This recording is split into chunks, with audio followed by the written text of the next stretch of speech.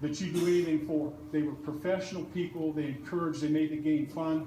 But by God, the one thing you didn't want to do is disappoint them because you knew it hurt them. And I love those guys, and they pushed me, and I always felt like they did. So I had the right people behind me before I ever got here, and it continued.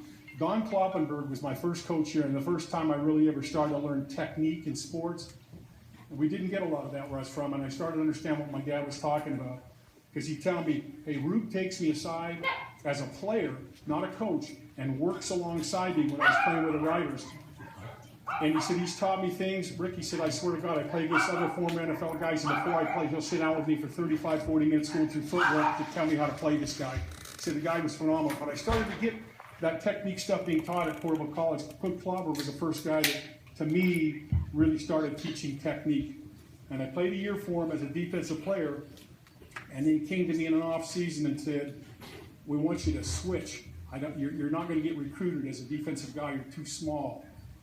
You're going to have to move to the other side of the ball. And I thought, you got to be kidding, dude. I don't play offense. I don't do any of that stuff. He said, you're going to snap the ball is what you're going to do.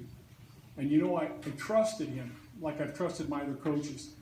And I thought, if this is, I mean, he'd been a Division I player before and had known lots of folks. And I made a switch, and by God, he was right. I trusted the man, and he took care of me. Man, he got me recruited out of Portable College. I'm just very thankful for that. But getting back to my first interview here, 35 years ago, was with a guy about that tall, big old smile. His name was Marty Sipe. And I think he was the next step in my development, my maturation, and developing me, because I was a young guy. I didn't even thought about football, but I didn't know about kids. I didn't know about management. I didn't know how to discipline anybody. I mean, I was just, you shook my head, you could hear rocks flying. And Marty sat down lots of times. He told Dave and I, because Dave and I began to start together, how we were going to act on the sidelines, how we should dress, how we should discipline. I mean, by God, he put us in a row, and we were merciless with this guy. Because he was older. You know how you give older guys raspberries? You understand that, Chris? You know how that happens? Yeah, I'm coming off a practice field a couple of years ago. I'm 57 years old, 58. I'm dead tired. And always at the end of practice, there's always 5 more minutes to run plays. And if Coach Bowser's were here, you know what 5 minutes means. That means we're on the field for another 30, 35 minutes. And I'm on the way off, and he's standing beside me, and I says, God bless it, I feel old today. And his comment back, you are, Slicky. That's what he tells me. But we were merciless with Marty, too. Marty always had the Bear Bryant fedora and dressed properly, little clipboard. We Bear Bryant him to death, I swear to God. And he put up with it. He loved us. But he taught us a lot about how to take care of kids. And the first time I ever had a discipline problem, I didn't know how to handle it. I had a good tackle. His name's Kenny Spears. I don't know if any of you guys know him, but he was good.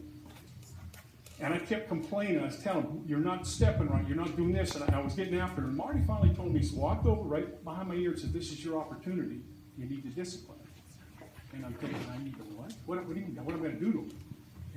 And he told me in my ear, he said, next time he pulls that stunt on you, you're going to turn him around, and you're going to face him toward the locker rooms, and you're going to tell him goodbye. We'll see you tomorrow. You will shower. And I'm thinking, I can't do that. My legs are going. I've never had an altercation with a kid before. I'm scared to death. I don't want to put on me. I've got to have this kid, right? So anyway, he does it again, and I look back around, and Marty's giving me that down over his sunglasses look and points. So, man, I put my best game face on, ran over to Kenny, scolded him, pointed at the locker room, which is all the way in the old gym at this time, and off he goes, and you can tell he's upset. Now I'm upset. I can't think of what we're doing now in practice. I'm so worried about this kid.